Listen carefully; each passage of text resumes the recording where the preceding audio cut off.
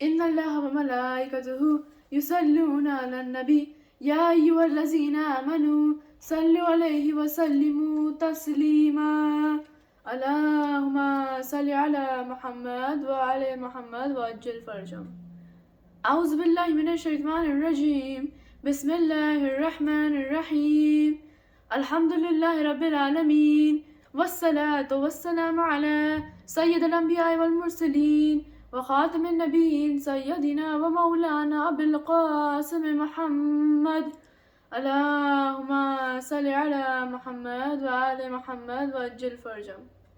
وأهل البيت الطيبين الطاهرين المعصومين المنتجبين ولعنة الله على أعدائهم أجمعين من الأولين والآخرين. صلوات.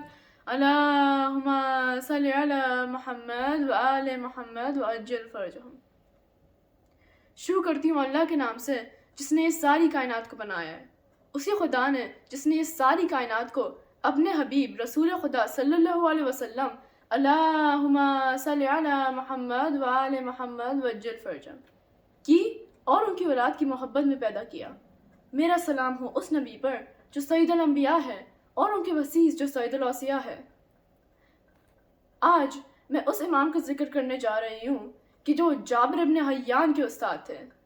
وہ امام کہ جس کو جو سب سے بڑے سائنسدان ہیں آج تک. تھے تو سارے امام لیکن یہ وہ امام تھے کہ جن کو اللہ سبحانہ و تعالیٰ نے زیادہ موقع دیا اپنے علم کو پھیلانے کا. یہ وہ امام تھے کہ جن کو مالک ابن انس نے ایسے پکارا. نہ کسی آنکھ نے دیکھا تھا، نہ کان نے سنا تھا، اور نہ ہی کسی انسان کے دل نے علم، عبادت اور تقوی میں جعفر ابن محمد سے زیادہ نیک آدمی کے بارے میں سوچا تھا. یہ امام جعفر الصادق علیہ السلام ہے. اللہم صلی علی محمد وآل محمد وعجل فرجهم.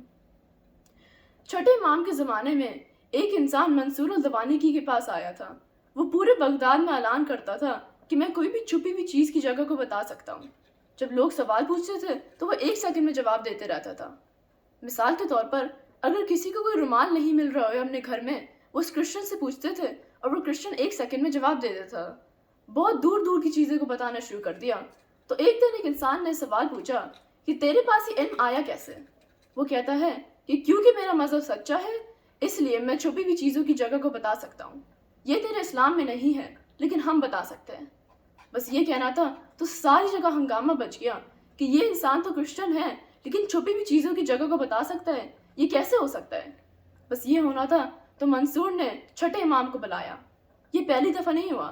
جب بھی اسلام میں کوئی مصیبت آتی تھی تو ہم لوگ چھٹے امام کو بلاتے تھے اور وہ صحیح کر دیتے تھے مصیبت کو. اس لیے ان کے باپ دادا نے کہا تھا یا علی اگر آپ نہ ہوتے تو میں ہلاک ہو جاتا. بس امام آئے اس کرسچن کے پاس. ان کی دونوں مٹھیاں بند ہوتی ہے اور پوچھتے ہیں کہ ذرا بتا میرے ہاتھوں میں کیا ہے.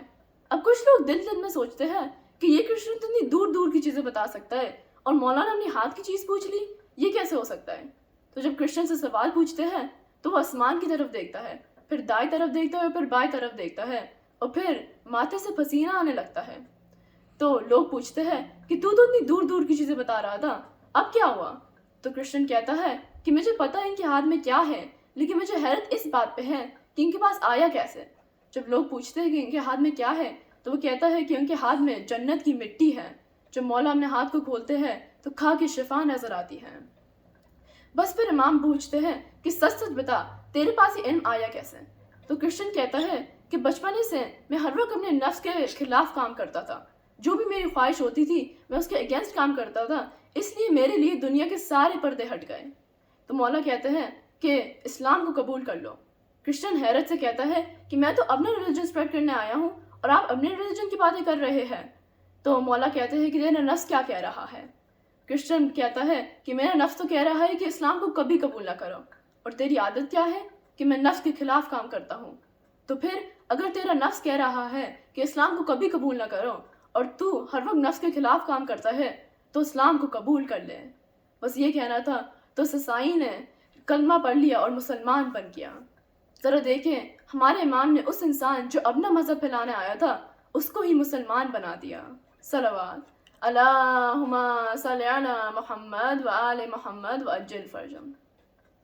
چھٹے امام ایسے امام تھے کہ جن کو دشمن بھی صادق کہتے تھے لیکن عزیزاروں افسوس اس بات پہ ہے کہ جب ان کی ٹیچنگز پوری دنیا میں پھیلنے لگی تو منصور نے کیا کیا؟ منصور نے انگور میں زہر ڈال کے امام کے گھر بھیج دیا۔ یہ ایسا زہر تھا کہ اگر پانی میں ڈالا جائے اور زمین میں پھینکا جائے تو زمین تب پھٹ جائے گی۔ بس امام کو انگور کھانے کی دیر تھی اور پورے جسم میں زہر لگ گیا۔ تھوڑی دیر بعد ان کا پورا جسم زرد ہو گیا۔ بس جب امام اپنے حجرے میں آئے تو اپنے غلام سے کہتے ہیں کہ میرے نیچے تو بستر ہے، اسے ہٹا دو۔ غلام ہاتھ جوڑ کے کہتا ہے کہ مولا ابھی آپ کو زہر ملا ہے، اگر میں بستر ہٹا دوں گا تو آپ سخت زمین میں کیسے لیٹ پائیں گے؟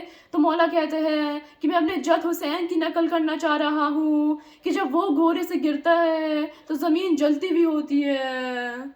بس تھوڑی دیر بعد امام موسیٰ کاظم علیہ السلام آتے ہیں۔ امام جعفر کی سارے اولاد بھی آ جاتی ہے۔ پھر امام موسیٰ کاظم علیہ السلام اپنے بابا سے گلے ملتے ہیں۔ عزیزارو یہ دنیا کا دستور ہے کہ جب بھی باپ کا آخری وقت ہوئے اور بیٹا قریب آئے تو وہ ضرور گلے ملتے ہیں، لیکن عزیزارو امام سجاد کیا کرے کہ جب ان کے باپ گھوڑے سے گرے تھے تو وہ گلے بھی نہیں لگا پائے کیونکہ ان کے پورے جسم میں اتنے تیر پیوست تھے۔ الا لعنت اللہ علی القوم الظالمین۔ بار الہ ہمارے سارے گناہ کو معاف کر دے۔ بار الہ امام زمانہ کا ظہور جلد از جلد ہو اور ہم سب ان کے مددگار میں سے شامل ہو۔ الہی آمین۔ صلوات اللہم صل علی محمد وآل محمد وعجل فرجهم۔